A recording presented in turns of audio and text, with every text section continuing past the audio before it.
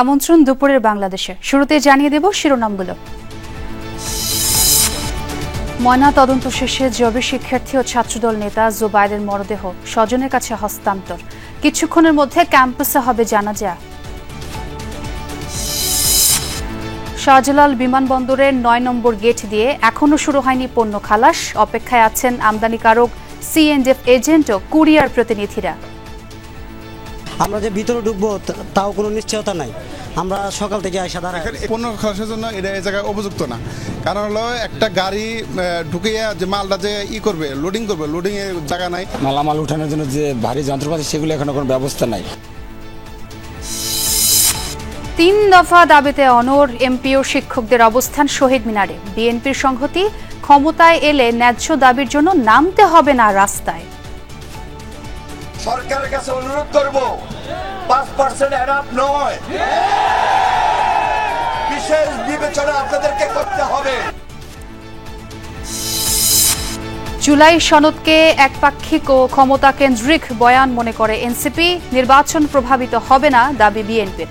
বাস্তবায়ন নিয়ে ভিন্ন মত রাজনৈতিক নেতাদের। জুলাই জাতীয় সনদ স্বাক্ষরিত হয়েছে, সেটা বাস্তবায়নের জন্যই আমরা এখন অঙ্গীকারাবদ্ধ। বিএনপি এবং জামাত জুলাই সনদটাকে একটা রাজনৈতিক টুলস হিসাবে নিয়েছে। এরাই একমাত্র নেতৃত্ব দানকারী দল, এরকম নয়। সেই বৈশিষ্ট্য তারা খুব দ্রুত আসলে তারা নিজেরা নষ্ট করছে। আইন শৃঙ্খলা বাহিনীর প্রতিনিধিদের সাথে বৈঠকে বসেছে নির্বাচন কমিশন। সুষ্ঠু নির্বাচন আয়োজনে চ্যালেঞ্জ ও করণীয় নিয়ে চলছে আলোচনা।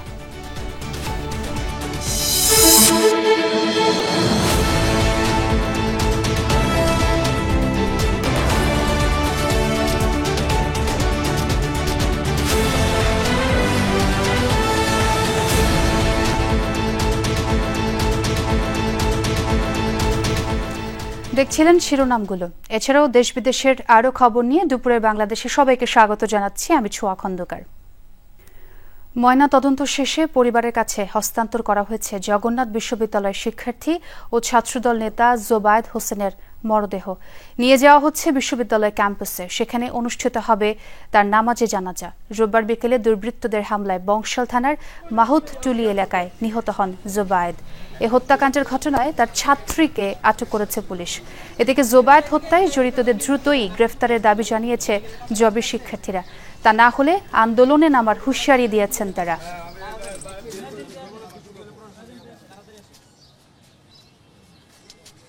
আমার ছেলে যে এখন মৃত্যুবরণ করছে, মারিয়া লাইছে, আমি সুস্থ বিচার চাই।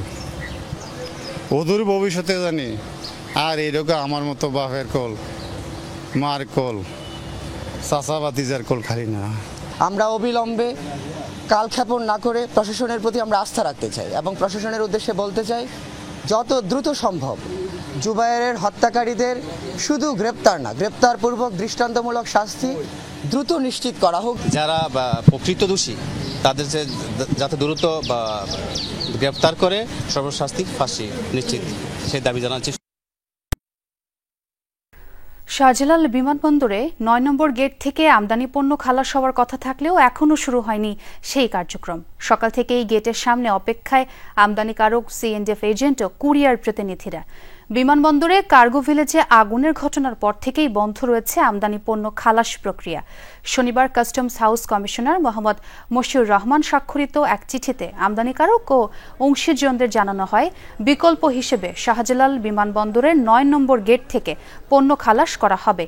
আমদানি পণ্যসমূহের কায়িক পরীক্ষণ ও শুল্ক প্রক্রিয়া সম্পন্নে সিভিল এভিয়েশন কর্তৃপক্ষকে নির্দেশনা দেওয়া হয় চিঠিতে।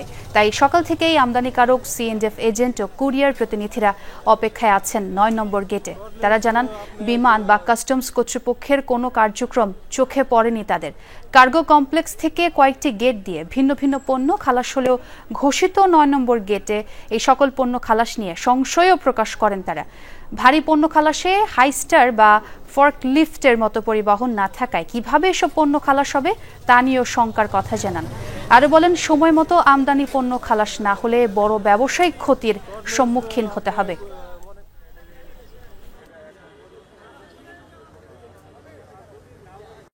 আসলে শুরু যদি এখান থেকে হয়েও থাকে, আমার মালটা আছে ওইদিকে, কালকে যেটা নামছে, এই মালটা যে কোথায় আছে এটা ফাইন্ড আউট আমরা করতে পারি না এখনো। শুধু একটা ডিক্লার হয়েছে যে 9 নম্বর ডেলিভারি হবে, কিন্তু আদৌ সম্ভব নেই জায়গায়, এমন কোনো প্রক্রিয়া নেই যে জায়গাতে ডেলিভারি হবে বা মানুষ মাল নিবে এমন কোনো প্রসেস জায়গা না।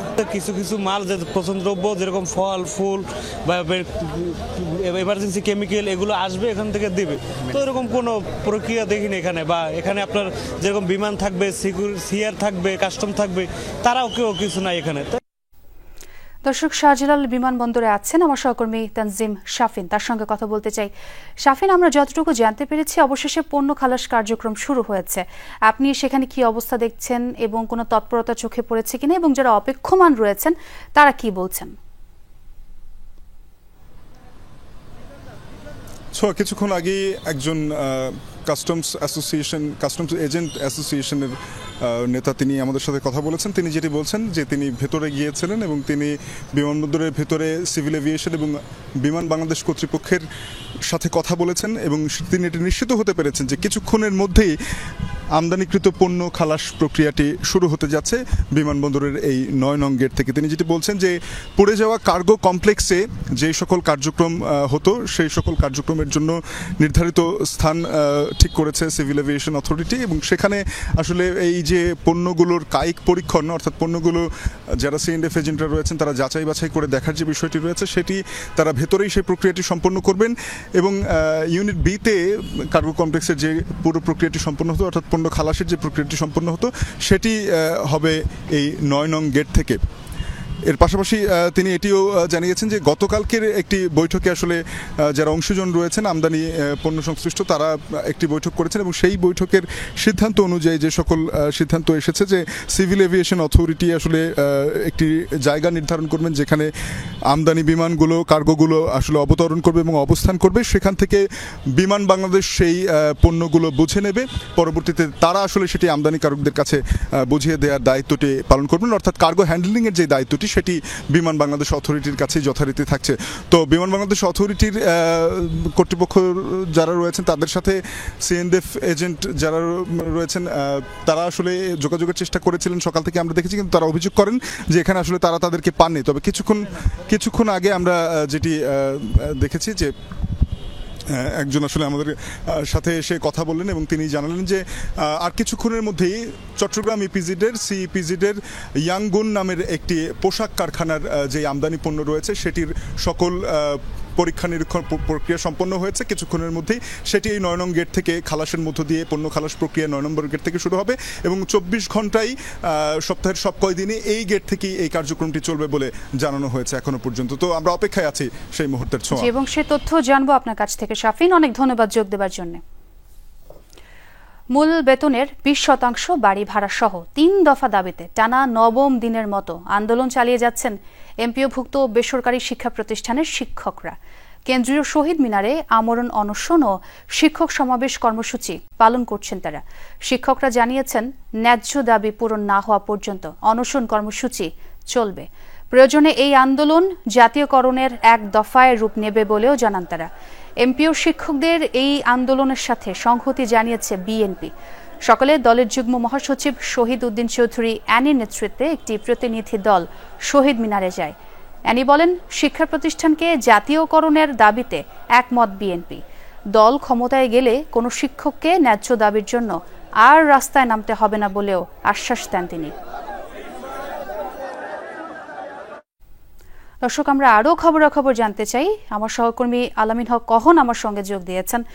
অহন, শিক্ষকরা তো দাবি আদায়ের ব্যাপারে অনড়, কর্তৃপক্ষের কাছ থেকে কোনো ধরনের সাড়া কি পেয়েছে কিনা? না, কর্তৃপক্ষ এখন পর্যন্ত কোনো ধরনের সাড়া দেননি। গতকাল 5% কথা তারা বলেছেন, তবে আজ এখন পর্যন্ত আমরা সেই সাড়া পাইনি। তবে বিভিন্ন রাজনৈতিক দলগুলো একাত্মতা ঘোষণা করছেন, অবস্থান করছেন শত শত শিক্ষার্থী। আমি যদি সেই দৃশ্য দেখাই, একদম আমি যেখানে অবস্থান করছি সেটা শহীদ মিনারের একেবারেই সামনে। শহীদ মিনার তো বটেই, সেই আশেপাশের এলাকাগুলোতেও শত শত শিক্ষক অবস্থান করছেন এবং এই সব শিক্ষক বলছিলেন গত কয়েকদিন ধরে যে তাদের সেই দাবিটি একেবারেই ন্যায্য দাবি, সেই ন্যায্য দাবির পক্ষেই তারা কথা বলছেন এবং এবং সেই যে দাবির পরিপ্রেক্ষিতেই তাদের অবস্থান অনশন কর্মসূচিও তাদের চলছে। আমরা দেখছিলাম শহীদ মিনারের পাদদেশে অনশনে অবস্থান নিয়েছেন নারী শিক্ষক সহ অনেকেই, এবং তারা বলছেন যতক্ষণ না তাদের এই দাবিগুলো, যৌক্তিক দাবিগুলো পূরণ না হচ্ছে ততক্ষণ তারা এই রাজধানী ছাড়বেন না। এবং রাজধানী তো বটেই, এবং তারা অবস্থান নিয়েছেন শহীদ মিনারে। সেই কেন্দ্রীয় শহীদ মিনার থেকে তারা এমনও বলছিলেন যে যদি অনশনে শহীদ হয়েও যেতে হয় তারপরেও তারা এখানকার অবস্থান কর্মসূচি থেকে তারা সহসায় সরছেন না। এবং আপনি জেনে থাকবেন, শিক্ষকদের মানবতর জীবনযাপনের কথা আমরা বরাবরই বলি। যে শিক্ষকরা জাতির ভবিষ্যৎ গঠন করে, সেই শিক্ষকদের যখন এমন মানবতর জীবন যাপন করতে হয়, সেই বিষয়ে তারা বলছিলেন যে তারা কতটা বা জাতি গঠনে সহায়ক ভূমিকা পালন করবেন। আপনি জেনে থাকবেন যে এমপিওভুক্ত যে শিক্ষক কর্মচারী, তাদেরকে যে পরিমাণ চিকিৎসা ভাতা এবং যে পরিমাণ অন্যান্য ভাতা দেওয়া হয় সেটি অনেক কম, এবং এত কম ভাতা নিয়ে তারা তাদের জীবিকা নির্বাহ করতে পারছেন না। এবং এত কম ভাতা নিয়ে বা কিভাবে তারা শিক্ষকতায় পেশায় নিজেকে নিয়োজিত রাখবেন সেটি নিয়ে প্রশ্ন উঠেছে, যে কারণে তাদের এই দাবির পক্ষে অনড় তারা। এখন আমরা আবার আপনার সঙ্গে যোগ দিয়ে খবরাখবর জানবো। ধন্যবাদ। জুলাই গণহত্যার মামলায় শেখ হাসিনা সহ ৩ জনের বিরুদ্ধে করা মানবতা বিরোধী অপরাধের মামলায় আসামি পক্ষে যুক্তিতর্ক উপস্থাপন চলছে। শেখ হাসিনা ও সাবেক স্বরাষ্ট্রমন্ত্রী আসাদুজ্জামান খানের পক্ষে রাষ্ট্রনিযুক্ত আইনজীবী মোহাম্মদ আমির হোসেন যুক্তি তুলে ধরছেন। এর আগে টানা ৫ম দিনে এসে গত বৃহস্পতিবার যুক্তিতর্ক উপস্থাপন শেষ করে প্রসিকিউশন। পরে সেদিনই আসামি পক্ষের যুক্তিতর্ক উপস্থাপনের জন্য দিন ধার্য করেন বিচারপতি মোহাম্মদ গোলাম মর্তুজা মজুমদার নেতৃত্বাধীন আন্তর্জাতিক অপরাধ ট্রাইব্যুনাল ১। এই মামলায় প্রসিকিউশন থেকে ৫৪ জন সাক্ষী উপস্থাপন করা হয়েছে। তদন্ত কর্মকর্তা ছাড়াও দৈনিক আমার দেশ সম্পাদক মাহমুদুর রহমান ও জাতীয় নাগরিক পার্টির আহ্বায়ক নাহিদ ইসলাম সাক্ষ্য দিয়েছেন এই মামলায়। তবে মামলার মূল ২ আসামি পলাতক থাকায় কোনো সাফাই সাক্ষী উপস্থাপনের সুযোগ পাননি তারা। এদিকে ট্রাইব্যুনাল ২-এ আশুলিয়ার ৬ লাশ পোড়ানোর মামলার সাক্ষ্য গ্রহণ চলছে। দর্শক, এই পর্যায়ে ট্রাইব্যুনাল থেকে যোগ দিচ্ছেন আমার সহকর্মী আরিফুর রহমান সবুজ। সবুজ, যুক্তিতর্ক উপস্থাপন তো চলছে, মামলাগুলো সম্পর্কে আরো তথ্য জানতে চাই। মূলত এই মামলাটি ট্রাইব্যুনালের প্রথম মামলা, এবং এই মামলাটি ট্রাইব্যুনালের যে কয়েকটি মামলা হয়েছে এই মামলাগুলোর মধ্যে সবার আগে সাক্ষ্য গ্রহণের যে কাজটি, অর্থাৎ ৫৪ জন সাক্ষীর সাক্ষ্য গ্রহণ শেষে এখন যুক্তিতর্ক উপস্থাপনের পর্যায়ে রয়েছে। এর মধ্যে রাষ্ট্রপক্ষ যুক্তিতর্ক শেষ করেছেন, এবং রাষ্ট্রপক্ষের যুক্তিতর্কের উপর মূলত আজকে থেকে আসামিপক্ষ সকাল 11:30টার দিকে আসামি পক্ষের যে আইনজীবী, রাষ্ট্রনিযুক্ত যে আইনজীবী আমির হোসেন, তিনি তার যুক্তিতর্ক উপস্থাপন করছেন। মূলত গত ৫ দিনে রাষ্ট্রপক্ষের পক্ষ থেকে যেই যুক্তিতর্ক উপস্থাপন করা হয়েছে সেই যুক্তিতর্কগুলোই মূলত তিনি খণ্ডানোর চেষ্টা করছেন। অর্থাৎ এই মামলাটিতে, অর্থাৎ বিগত 15 বছর ধরে শেখ হাসিনা বা আওয়ামী লীগ শাসনামলের যে দুঃশাসন, সেই জায়গাটি রাষ্ট্রপক্ষের পক্ষ থেকে তুলে ধরা হয়েছিল। সেই জায়গা থেকে আসামি পক্ষের যিনি আইনজীবী তিনি বলেছেন যে দুঃশাসনের জায়গাটি যদি হয়েই থাকে তাহলে এই যে উন্নয়ন হয়েছে গত 15 বছরে, সেই উন্নয়নের জায়গাগুলো তিনি তুলে ধরেছেন। তিনি বলছেন যে দুঃশাসন না বলে সেটিকে সুশাসনও বলা যেতে পারে। এইরকম করে তিনি, অর্থাৎ বিগত 5 দিন ধরে যেই যুক্তিতর্ক আসামি পক্ষের পক্ষ থেকে, রাষ্ট্রপক্ষের পক্ষ থেকে করা হয়েছে সেগুলোই খণ্ডানোর চেষ্টা করছেন, এবং এটি আজকে এবং আগামীকাল পর্যন্ত চলতে পারে এরকমটি আমরা ইঙ্গিত পেয়েছি। এরপরেই মূলত এই মামলাটি রায়ের পর্যায়ে চলে যেতে পারে। এর পাশাপাশি ট্রাইব্যুনাল 2-এ মূলত আশুলিয়ার যে মামলাটি, সেটি 12তম দিনের আজকে সাক্ষ্য গ্রহণ চলছে। এর মধ্যে 14 জন সাক্ষীর সাক্ষ্য গ্রহণ হয়েছে। এবং সবুজ, অনেক ধন্যবাদ ট্রাইব্যুনাল থেকে যোগ দিয়ে মামলার খবরাখবর জানানোর জন্য। প্রায় 9 মাসের আলোচনার পরও জুলাই সনদে স্বাক্ষর করল না সব দল। এর আইনি ভিত্তি না হওয়ায় অনুষ্ঠানেই যায়নি এনসিপি। জুলাই সনদ একপাক্ষিক ও ক্ষমতা কেন্দ্রিক বয়ান বলে মনে করে দলটি। অন্যদিকে বিএনপির দৃষ্টিতে জুলাই সনদে কয়েকটি দল স্বাক্ষর না করা সাময়িক মতভেদ। এর ফলে নির্বাচন বা ভবিষ্যৎ রাজনীতি প্রভাবিত হবার কোনো সুযোগ নেই। সংস্কার প্রস্তাবে সর্বসম্মত হতে কয়েক দফা বাড়ানো হয়েছে ঐকমত্য কমিশনের মেয়াদ। দূরত্ব কমলেও ৮৪টি প্রস্তাবে একমত হতে পারেনি দলগুলো। অনুষ্ঠানে গেলেও স্বাক্ষর করবে না জানিয়েছিল জামায়াত। পরে তারা সনদে সই করলেও অনুষ্ঠানে যায়নি এনসিপি। 17 অক্টোবর জুলাই সনদে সই করেনি আলোচনায় অংশ নেয়া 5টি রাজনৈতিক দল। কিন্তু এইটার তো আসলে কোনো আইনি ভিত্তি নাই এবং রাজনৈতিক দলগুলো এটার পরবর্তী ইলেকশন পরবর্তীতে এটা মানতে কোনো বাধ্যবাধকতা নাই, মানে এটা রাজনৈতিক কমিটমেন্ট। যেভাবে আমাদের রাজনীতিবিদরা সকাল বিকাল কমিটমেন্ট দিয়ে থাকেন, 17 তারিখ যেই কথা বলেন, 16 তারিখ আরেক কথা বলেন, 19 তারিখ আরেক কথা বলেন। দেশব্যাপী সংস্কারের আওয়াজ জোরে সরে ওঠে জুলাই আন্দোলনের পর। দলমত নির্বিশেষে সে আন্দোলনে নেতৃত্ব দিয়েছিল যে তরুণরা জুলাই সনদে স্বাক্ষর অনুষ্ঠানে দেখা যায়নি তাদের। উল্টো পুলিশের সাথে সংঘর্ষে আহত হন কয়েকজন জুলাই যোদ্ধা। নির্বাচনী রাজনীতিতে বিষয়টি কিভাবে দেখছে অন্য দলগুলো? তাদের আহত হওয়ার ব্যাপারটাকে উপেক্ষা করে আমরা ওইখানে উপস্থিত হয়েছি এবং এটা আমাদের রক্তক্ষরণ আছে আমাদের ভেতরে। কিন্তু তারপরে আমি মনে করছি যে জাতীয় প্রয়োজনে এটা যদি আমরা না করি তাইলে আমরা এরকম একটা ঘটনার ভেতরে পড়ব যেটা আসলে আমাদের শহীদদেরকে ক্রমাগত আরও খারাপ দিকে নিয়ে যাবে। একই দিনে সকলের স্বাক্ষর না হলেও তাতে সমস্যা দেখে না বিএনপি। আলোচনায় অংশ নেয়া সব দলই জুলাই সনদে সই করবে বলে মনে করেন দলের শীর্ষ নেতা সালাউদ্দিন আহমেদ। প্রয়োজনে বাস্তবায়ন প্রক্রিয়া নিয়ে আরও আলোচনার পক্ষে দলটি। এতে চাহিদা ও প্রস্তাবের দূরত্ব কমবে বলে মত বিএনপির।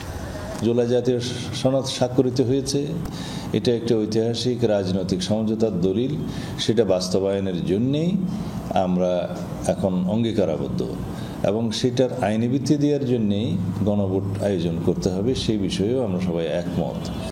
সনদ স্বাক্ষরিত হলেও বাস্তবায়ন নিয়ে ভিন্ন ভিন্ন মত আছে রাজনৈতিক নেতাদের। যে স্বপ্ন নিয়ে রাষ্ট্র সংস্কারে ঝাঁপিয়ে পড়েছিল ছাত্র জনতা, তার কতটা পূরণ হতে যাচ্ছে তা নিয়েও আছে হতাশা।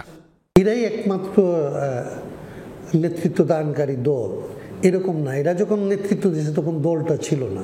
সেই যে জড়ো হওয়া যে অংশ, সেই বৈশিষ্ট্য তারা আসলে প্রথম থেকে, আমি দুর্ভাগ্যজনক জাতির জন্য এটা, সেই বৈশিষ্ট্য তারা খুব দ্রুত আসলে তারা নিজেরা নষ্ট করছে। বিএনপি এবং জামাত জুলাই সনদটাকে একটা রাজনৈতিক টুলস হিসাবে নিয়েছে।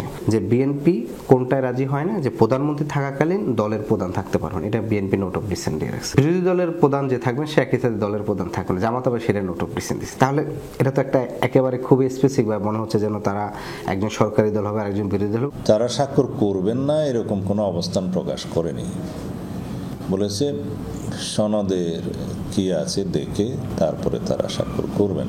আমি মনে করি সেটা জাতীয় নির্বাচনে কোনো প্রভাব ফেলবে না, কারণ জুলাই জাতীয় সনদে যে বিষয়গুলো সাব্যস্ত হয়েছে ঐক্যমতের ভিত্তিতে, সেগুলো বাস্তবায়নের জন্য সকল রাজনৈতিক দল একমত। ঐকমত্য কমিশনের মেয়াদ বাড়ানো হয়েছে 31 অক্টোবর পর্যন্ত। এই সময়ের মধ্যেই সব দলের সম্মতি চাইছে কমিশন। রাসেল আহমেদ, যমুনা নিউজ, ঢাকা। ত্রয়োদশ জাতীয় সংসদ নির্বাচন অবাধ ও সুষ্ঠুভাবে আয়োজনে আইনশৃঙ্খলা বাহিনীর প্রতিনিধিদের নিয়ে আলোচনায় বসেছে নির্বাচন কমিশন। সকাল 10:30টায় রাজধানীর আগারগাঁওয়ে নির্বাচন ভবনে এই মতবিনিময় সভা শুরু হয়। স্বরাষ্ট্র মন্ত্রণালয়ের সিনিয়র সচিব, 3 বাহিনীর প্রধানের প্রতিনিধি, পুলিশের মহাপরিদর্শক, বিজিবির মহাপরিচালক, আনসার ও ভিডিপির মহাপরিচালক, এনটিএমসির মহাপরিচালক, এনএসআই ও ডিজিএফআই এর মহাপরিচালক সহ আইন শৃঙ্খলা বাহিনীর 18 জন সদস্য বৈঠকে যোগ দিয়েছেন। ভোট প্রস্তুতির মধ্যে আইন শৃঙ্খলা বাহিনীর শীর্ষ ব্যক্তিদের নিয়ে এএমএম নাসির উদ্দিন নেতৃত্বাধীন ইসির প্রথম বৈঠক এটি। বৈঠকে ইসির 4 কমিশনার, সচিব সহ সংশ্লিষ্ট কর্মকর্তারা অংশ নিয়েছেন। দর্শক, আরও খবরাখবর জানতে চাই, ইসি কার্যালয় থেকে যোগ দিচ্ছেন সহকর্মী লাভলি বিথি। বিথি, আপনি সকাল থেকে আমাদের বৈঠকের খবরাখবর জানাচ্ছেন। বেশ লম্বা সময় ধরেই এই বৈঠক চলছে, এখন কোন পর্যায়ে আছে এবং বিশেষ করে যেটি জানতে চাই, বৈঠকের সুনির্দিষ্ট এজেন্ডা সম্পর্কে জানতে পারলেন কিনা কোনো তথ্য? মোট 13টি বিষয়ে আলোচনা চলছে। যেহেতু এখন আইন শৃঙ্খলা পরিস্থিতি নির্বাচন কমিশনের জন্য বড় একটি চ্যালেঞ্জ হয়ে দাঁড়াবে, সেটা বরাবর নির্বাচন কমিশন বলেই আসছে এবং জনসাধারণের মনেও কিন্তু আইন শৃঙ্খলা পরিস্থিতি নিয়ে একটি ভীতি কাজ করছে। সুতরাং আজকের বৈঠকটা খুবই গুরুত্বপূর্ণ। আইন শৃঙ্খলা রক্ষাকারী বাহিনী যারা আছে প্রত্যেককে ইলেকশন কমিশন নির্বাচনের সময় যে চ্যালেঞ্জগুলোর সম্মুখীন হবে সেগুলো তুলে ধরবে এবং তাদের কাছ থেকে পরামর্শ নেবে। এবং আজকে প্রথম বৈঠক এবং এরপরেও ধারাবাহিক বৈঠক চলবে, নিজেদের মধ্যে যোগাযোগ চলবে। যে 13টি এজেন্টের কথা বলছিলাম, একটি হচ্ছে যে নির্বাচন সংশ্লিষ্ট যে কর্মকর্তারা আছে, ভোট কেন্দ্রের নিরাপত্তা, জেলা উপজেলা নির্বাচন অফিস যেগুলো আছে, শাখা আছে, সেগুলো নিরাপত্তার ব্যবস্থা করার কথা। তার কারণ যে ব্যালটগুলো আছে সেগুলো নির্বাচন যে সরঞ্জাম যেগুলো আছে সেগুলো কিন্তু সেখান থেকেই সরবরাহ করা হবে কেন্দ্রগুলোতে।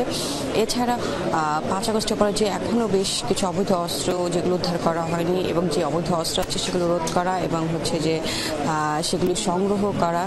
আরেকটি গুরুত্বপূর্ণ বিষয় হচ্ছে এবার নির্বাচনে ড্রোনের ব্যবহার নিষিদ্ধ করার প্রস্তাব কিন্তু এসেছে এবং এই বিষয়টি নিয়ে কথা বলবে। সংখ্যালঘুদের নিরাপত্তা, কোনো রকম সাম্প্রদায়িক কোনো ধরনের ঘটনা যেন না ঘটে। পোস্টাল ব্যালট যেহেতু এবার পোস্টাল ব্যালটে ভোট হচ্ছে, সুতরাং পোস্টাল ব্যালট সহ আইনশৃঙ্খলা রক্ষাকারী বাহিনীর নিজের যে সংস্থাগুলো আছে সেই সংস্থাগুলো নিজেদের মধ্যে সমন্বয় সাধনও করার কথা বলা হয়েছে। এবং আরেকটি যে গুরুত্বপূর্ণ বিষয় আছে, নির্বাচনে এআই এর মাধ্যমে ভুল তথ্য দেয়া, গুজব ছড়ানো সামাজিক প্রচার মাধ্যমে, এই বিষয়টিকে ইলেকশন কমিশন বলছে যে হ্যান্ডেল করা বেশ চ্যালেঞ্জ হবে। সুতরাং যে সংস্থাগুলো আছে আইনশৃঙ্খলা রক্ষাকারী বাহিনী, সেই সংস্থাগুলোকে কোনো একটি কৌশল নির্ধারণ করার কথা বলা হবে যাতে করে এই ধরনের গুজব এবং অপতথ্য যাতে খুব বেশি ছড়িয়ে যেতে না পারে। বেশ গুরুত্বপূর্ণ তথ্য জানলাম বিথি, অনেক ধন্যবাদ। অবশেষে গোয়েন্দা পুলিশের হাতে ধরা পড়েছে সাভারে বাংলাদেশ ইউনিভার্সিটি অফ প্রফেশনালস বিইউপির শিক্ষার্থীকে ধর্ষণ মামলার প্রধান আসামি সোহেল রোজারিও। পুলিশ জানায় গত রাতে গাজীপুরের কালীগঞ্জে অভিযান চালিয়ে তাকে গ্রেফতার করে ঢাকা জেলা উত্তর গোয়েন্দা পুলিশের টিম। সোহেল রোজারিওকে আদালতে তুলে 7 দিনের রিমান্ড চাওয়া হবে বলেও জানানো হয়। গত 14 অক্টোবর সন্ধ্যায় সাভারের বিরুলিয়ায় ধর্ষণের শিকার হন বিইউপির এক শিক্ষার্থী। এই ঘটনায় ভুক্তভোগী শিক্ষার্থী সাভার মডেল থানায় 3 জনের নাম উল্লেখ করে মামলা করে।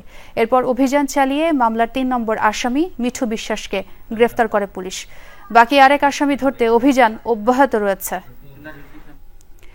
3-4 মাস ধরে বাংলাদেশি শ্রমিকদের নতুন করে ভিসা দিচ্ছে না কাতার। প্রবাসীরা বলছেন, আনুষ্ঠানিক কোনো ঘোষণা না থাকলেও সম্ভাবনাময় এই শ্রমবাজারটিতে ঢুকতে পারছেন না বাংলাদেশিরা। কাতারে বাংলাদেশ দূতাবাস বলছে কাজের চাহিদা কিছুটা কম থাকায় শ্রমিক নেওয়ার পরিমাণ কমেছে, তবে দ্রুতই আগের মতো স্বাভাবিক হতে পারে বলে আশাবাদী রাষ্ট্রদূত। আকবর হোসেন বাচ্চুকের সাথে নিয়ে মাহফুজ মিশুর রিপোর্ট। কাতার ভৌগোলিক অবস্থান, মজবুত অর্থনীতি আর ভূরাজনৈতিক কৌশল, নানা কারণে বৈশ্বিক সংকটে মধ্যস্থতায় এখন সবচেয়ে এগিয়ে কাতার। তেল সমৃদ্ধ এই দেশটিতে কাজ করছে প্রায় 5 লাখের মতো বাংলাদেশি।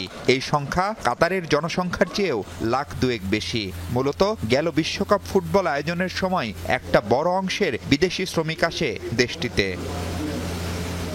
তারপর থেকে ভবন বা অবকাঠামো তৈরি সহ অন্য কাজ কিছুটা কম। ফলাফল আপাতত নতুন করে কাতারে যেতে পারছেন না বাংলাদেশিরা। এমনিতেই অঘোষিতভাবে আজকে 3-4 মাস বাংলাদেশিদের বিষয় বন্ধ এখানে কাতারে। যাও 1-2 হইতেছে, আমরা নিকট আত্মীয় স্বজন আনতে চাইতেছি। এটা নিয়েও বাংলাদেশ মেডিকেল সেন্টারে আমাদের অনেক হয়রানি করতেছে। অনেক বড় বড় প্রজেক্টের কাজ কাতারে এখনো চলমান। ভিসা বন্ধ হওয়ার কারণে আমরা এই সুযোগ সুবিধা থেকে বঞ্চিত হচ্ছি। অদৃশ্য কারণে ভিসা বন্ধ। তো আমি আমাদের প্রধান উপদেষ্টা ডক্টর মোহাম্মদ ইউনূসকে অনুরোধ করব, উনি যেন এই ব্যাপারে কূটনীতিক প্রচেষ্টা চালিয়ে যান। দেশটিতে থাকা 5 লাখ বাংলাদেশিদের সুযোগ সুবিধা দেখভাল করছে দোহার বাংলাদেশ দূতাবাস। আনুষ্ঠানিকভাবে বাংলাদেশিদের ভিসা দেয়া বন্ধের কোনো ঘোষণা জানে না তারা। আবার যখন কনস্ট্রাকশনের কাজগুলো ব্যাপক হবে, মার্কেটগুলো যখন আরো আধুনিকায়ন হবে, হচ্ছে অনেক, এবং ধীরে ধীরে এই নিয়োগগুলো অনেক হতে থাকবে। আপাতত একটু কম হচ্ছে না একেবারেই, মানে আমি ধরে নিচ্ছি যে শতভাগের পরিবর্তে এখন হয়তো 60 বা 70% হচ্ছে এবং অনেক দূরে গিয়ে আসছে। হয়তো আগামী দিনগুলোতে বছরের মধ্যেই হয়তো 100% নিয়োগগুলো সম্ভব হবে। পাশাপাশি কাতারে দক্ষ শ্রমিকের চাহিদা বরাবরই থাকবে জানিয়ে সেই শ্রমবাজারে কিভাবে শক্ত অবস্থান নিতে পারে বাংলাদেশ, সেই ভাবনার কথাও বলেন রাষ্ট্রদূত। বাংলাদেশ থেকে যে অদক্ষ শ্রমিকগুলো এখানে আসার পরপরই আমরা যাতে তাদেরকে প্রশিক্ষণ দিতে পারি, বিশেষত ভাষার ক্ষেত্রে, টেকনোলজির ক্ষেত্রে, কম্পিউটিং এর ক্ষেত্রে এবং অন্যান্য যে সফটওয়্যার, এআই, এই সমস্ত বিষয়ে যদি আমরা প্রাথমিক ধারণাটাও তাদেরকে আমরা দিতে পারি, সেক্ষেত্রে এই শ্রমিকগুলো ভালো বেতনে চাকরি করতে পারবে। সেই 1976 সাল থেকে কাতারে সুনামের সাথে কাজ করছে বাংলাদেশিরা। 2022 সালের বিশ্বকাপকে কেন্দ্র করে কাতারে যে বিপুল পরিমাণ শ্রমশক্তির দরকার ছিল, সেটি খুব স্বাভাবিকভাবেই এখন আর নেই, কিন্তু এখনো দেশটিতে কর্মক্ষম দক্ষ শ্রমিকের ব্যাপক চাহিদা। আর সেই বাজার দখল করতে হলে যথাযথ প্রশিক্ষণ দিয়ে শ্রমিক পাঠাতে হবে এ দেশটিতে। মাহফুজ মিশু, যমুনা নিউজ, দোহা, কাতার। দর্শক, জামালপুরে তীব্র হয়েছে যমুনা নদীর ভাঙন। গেল 2 সপ্তাহে ইসলামপুরের মনিয়াচরের বসতভিটে সহ কয়েক একর ফসলি জমি চলে গেছে নদী গর্ভে। এ বিষয়ে আরো খবরাখবর জানতে চাই ভাঙন কবলিত এলাকা থেকে আমার সহকর্মী সাগর ফরাজি আমার সঙ্গে যোগ দিয়েছেন। সাগর, ভাঙন রোধে প্রশাসনের কোনো পদক্ষেপ কি আপনার চোখে পড়েছে কিনা?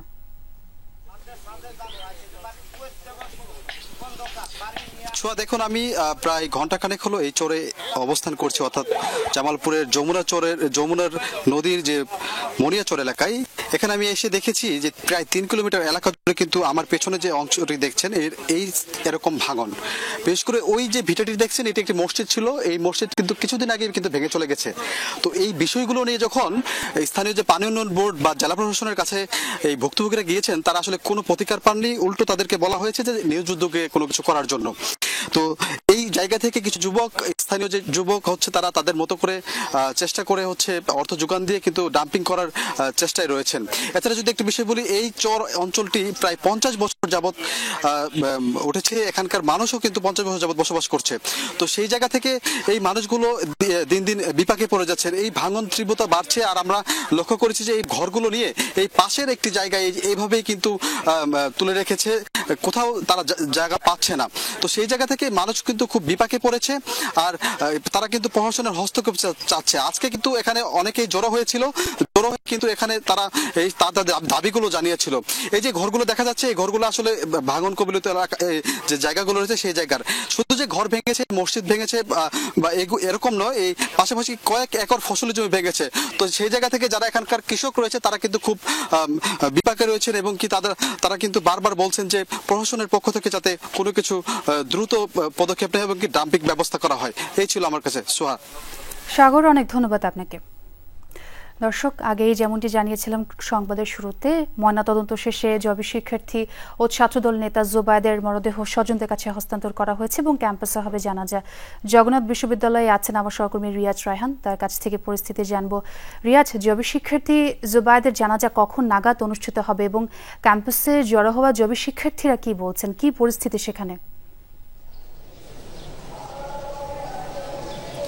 কিছুক্ষণ আগে মিটফোর্ড হাসপাতাল থেকে জুবায়েদের মরদেহ নিয়ে আসা হয়েছে। ময়নাতদন্ত শেষে পরিবারকে হস্তান্তর করার পরে শিক্ষার্থীরা তার সহপাঠীরা নিয়ে আসছেন, এবং আপনি যদি দেখে থাকেন এখানে শিক্ষার্থীরা যাচ্ছেন জানাজার জন্য। তারা আজকে জোহরের পর, অর্থাৎ কিছুক্ষণ পরই জানাজা নামাজ অনুষ্ঠিত হবে এখানে সায়েন্স ফ্যাকাল্টিতে। এবং শিক্ষার্থীরা বলছেন যে এই যে নৃশংস ঘটনা ঘটেছে ছাত্রদল নেতা এবং বিশ্ববিদ্যালয়ের একজন শিক্ষার্থীর সঙ্গে, সেটির দ্রুত বিচার চান, এবং যারা এই জন্য দায়ী বা অপরাধী, সন্দিগ্ধ অপরাধী, তাদেরকে দ্রুত বিচার, গ্রেফতার শুধু নয়, গ্রেফতার করে দৃষ্টান্তমূলক শাস্তি তারা দাবি করেছেন, এবং বলছেন যে গতকালকে যে আলটিমেটামটি দেওয়া হয়েছিল, আজকে দুপুরের মধ্যে যদি তাদেরকে গ্রেফতার করা না হয় তাহলে তারা আবারও বংশাল থানা ঘেরাও করবেন এবং বিচার দাবিতে বিক্ষোভ করবেন, রাস্তা অবরোধ সহ তারা যে কঠোর কর্মসূচি সেগুলো পালন করবে। তো শিক্ষার্থীরা বলছেন আপাতত তারা জানাজার নামাজের নিয়ে ব্যস্ত রয়েছেন এবং জানাজার নামাজের প্রস্তুতি চলছে। সেটির পরে এখানে বিশ্ববিদ্যালয়ের শিক্ষক, কর্মকর্তা, কর্মচারী, শিক্ষার্থী, দীর্ঘদিনের সহপাঠী যারা রয়েছেন তারা জানাজা অংশগ্রহণ করবেন। তার বাবার সাথে আমাদের কথা হয়েছে, তার বাবা বলছেন যে মাত্র কয়দিন আগেও তার সর্বশেষ দেখা হয়েছিল ছেলের সঙ্গে, 6 দিন বাড়িতে ছিলেন তারা। কুমিল্লায় বাড়ি হলেও তো মূলত নোয়াখালীর সুবর্ণচর এলাকায় তার বাবা ব্যবসা করতেন, ব্যবসার সুবাদে সেখানে বসতি স্থাপন করেছেন এবং সেখানেই থাকতে জুবায়েদ গেলে মূলত সুবর্ণচরে থাকতো, এবং সেখানে তার ব্যবসা প্রতিষ্ঠানে গিয়ে তার সাথে সর্বশেষ দেখা হয়েছিল যেদিন ঢাকায় ফিরে আসছিলেন। সেদিনও তার সাথে কথা হয়েছে এবং তিনি বলছিলেন যে আর মাত্র 6 মাস বাকি আছে বিশ্ববিদ্যালয় জীবনে, তার 6 মাস বাকি আছে। 6 মাস শেষেই তিনি হয়তো একটি চাকরিতে যোগদান করবেন বা তারপর তার সংসারের যে হাল সেটি ধরার কথা ছিল, কিন্তু তার মধ্যেই এই যে নৃশংস ঘটনা, সেই ঘটনায় পরিবার ভেঙে পড়েছে বা মুশড়ে পড়েছে। আর বাবাও দাবি করেছেন যারা এই ঘটনার সঙ্গে জড়িত, যারা এই ঘটনাটি ঘটিয়েছে তাদের অনতিবিলম্বে গ্রেফতার করে দৃষ্টান্তমূলক শাস্তি দেওয়া হোক। রিয়াজ, অনেক ধন্যবাদ যোগ দেওয়ার জন্য। কর্তৃপক্ষের আশ্বাসে চট্টগ্রাম বন্দরে সিএনজিএফ এজেন্ট কর্মীরা কর্মবিরতি কর্মসূচি স্থগিত করেছেন। এতে শুল্কায়ন কার্যক্রমে গতি ফিরেছে। বন্দরে প্রবেশ ও লাইসেন্স ফি বাড়ানোর প্রতিবাদে তারা এই কর্মবিরতি কর্মসূচির ঘোষণা দিয়েছিল। গতকাল তারা এই ধরনের কর্মসূচি পালন করেন। দেশের আন্তর্জাতিক বাণিজ্যের প্রায় 90% কার্যক্রম এই বন্দরের মাধ্যমে পরিচালিত হয়। সিএনজিএফ এজেন্ট কর্মীর সংখ্যা 10,000-এরও বেশি। তারা আমদানি ও রপ্তানি পণ্যের ছাড়পত্রের জন্য ডকুমেন্টেশনের কাজ করেন।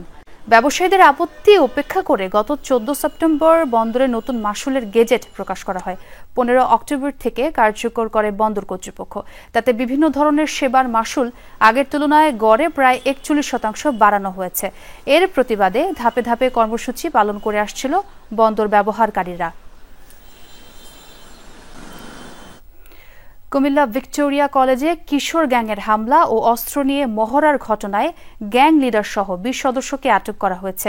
দুপুরের সংবাদ সম্মেলনে র্যাব জানায়, গত রাতে নগরীর টাউন হল মাঠে এক অভিযানে 8 জন ধরা পড়ে। এছাড়া বিভিন্ন স্থানে অভিযান চালিয়ে পুলিশও 12 জনকে আটক করেছে। র্যাব আরও জানায়, রোববার সকালে কলেজ শিক্ষার্থী জিসান ও তাহফিদের সাথে তানভিন সিফাত নামে আরেক শিক্ষার্থীর কথা কাটাকাটি থেকে মারামারি হয়। পরে সিফাত কল করে বিভিন্ন স্থান থেকে তার অনুসারীদের ডেকে এনে ধারালো অস্ত্র দিয়ে জিসান ও তাহফিদের ওপর হামলা করে। এ সময় আহত হয় অন্তত 7 জন। নবীন বরণের একটি অনুষ্ঠান নিয়ে ভিক্টোরিয়া কলেজ মাধ্যমিক শাখায় আধিপত্যকে বিস্তার কেন্দ্র করে দুই গ্রুপের মধ্যে একটি সংঘর্ষ ঘটে, যেখানে দেশীয় অস্ত্রশস্ত্র এবং একজনের হাতে অস্ত্র দেখা গিয়েছে। ফ্রান্সের প্রখ্যাত লুভর মিউজিয়ামে দুর্ধর্ষ চুরির ঘটনায় চলছে তোলপাড়। জাদুঘরের নিরাপত্তা ব্যবস্থা নিয়ে নিন্দা সমালোচনার ঝড় উঠেছে দেশ জুড়ে। ঐতিহাসিক এবং অমূল্য সব নিদর্শন থাকা স্থাপনাটি থেকে কিভাবে দিনে দুপুরে প্রকাশ্যে এমন ঘটনা হলো তা নিয়ে উঠেছে নানা প্রশ্ন।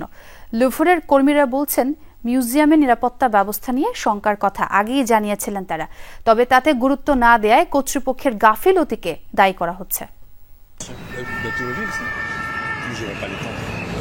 মাত্র 4 মিনিটের ঝটিকা অভিযান। জাদুঘরের সংরক্ষিত বাক্স থেকে চোরের ঝুলিতে অমূল্য 9টি অলংকার। পৃথিবীর বিখ্যাত লুভার মিউজিয়ামে দিনে দুপুরে এমন চুরির ঘটনায় হতবাক ফরাসিরা। বিশ্বের সবচেয়ে পর্যটকবহুল জাদুঘরের নিরাপত্তা ব্যবস্থার এহেন দশায় চরম ক্ষুব্ধ নাগরিকরা। গার্ড অ্যালার্ম, জোরদার নিরাপত্তা থাকার কথা। এখন তো মনে হচ্ছে বিষয়টি খুবই সহজ, প্রকাশ্যেই সব হয়ে গেল। অবাক হয়েছি, ওই রুমে কেউ ছিলেনই না। সাধারণত সব কক্ষে একজন নিরাপত্তারক্ষী থাকার কথা, কিন্তু ওই কক্ষে কেউ ছিলেন না সকালে। লুভারের কর্মীরা বলছেন, বহু আগেই অবকাঠামোগত সমস্যা, নিদর্শনগুলোর সুরক্ষা আর নিরাপত্তা ব্যবস্থা নিয়ে শঙ্কার কথা জানিয়েছিলেন তারা, কিন্তু গুরুত্ব দেয়নি কর্তৃপক্ষ। মাসের পর মাস নিরাপত্তা কর্মীদের নিয়ে সতর্ক করা হয়েছে, সমস্যাগুলো নিয়ে বলা হয়েছে, তবে কর্তৃপক্ষ তা উপেক্ষা করে গেছে, আর তারই ফলাফল এই লুটপাট। এখনো ধরাছোঁয়ার বাইরে অপরাধীরা। পুলিশ বলছে 4 জনের একটি দল অংশ নিয়েছে এই চুরির ঘটনায়।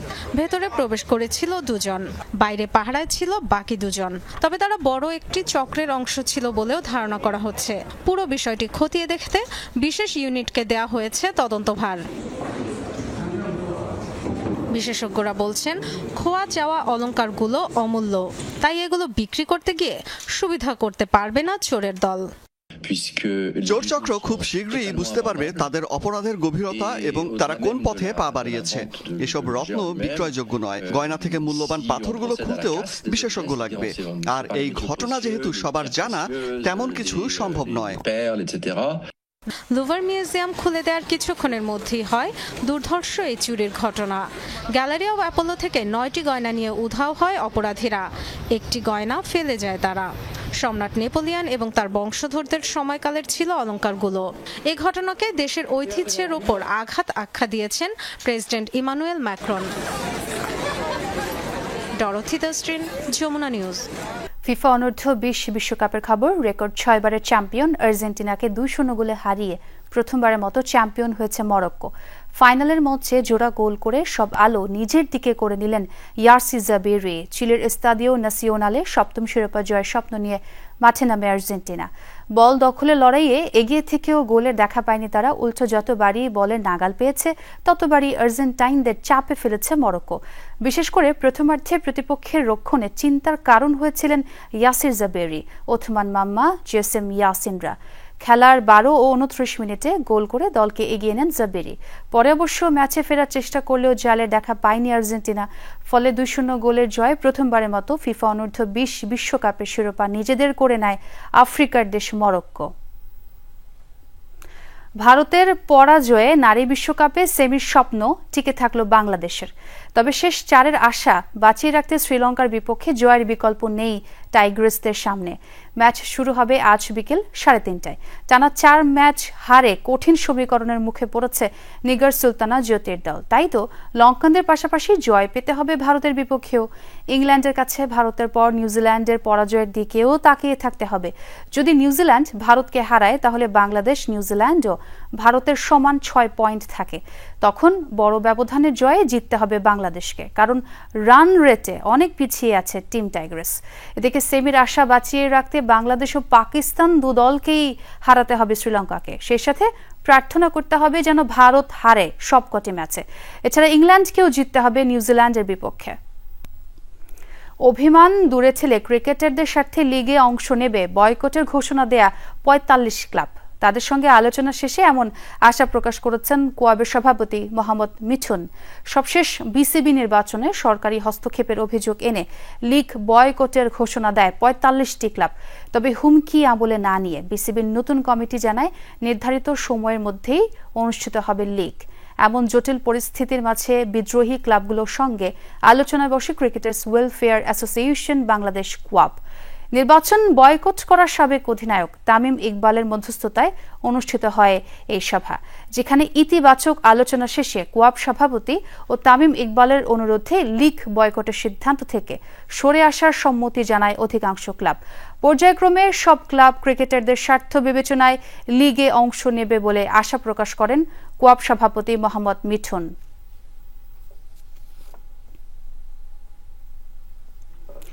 নতুন প্রতিভার খোঁজে মাঠে নামছে বাংলাদেশ ক্রীড়া শিক্ষা প্রতিষ্ঠান বিকেএসপি।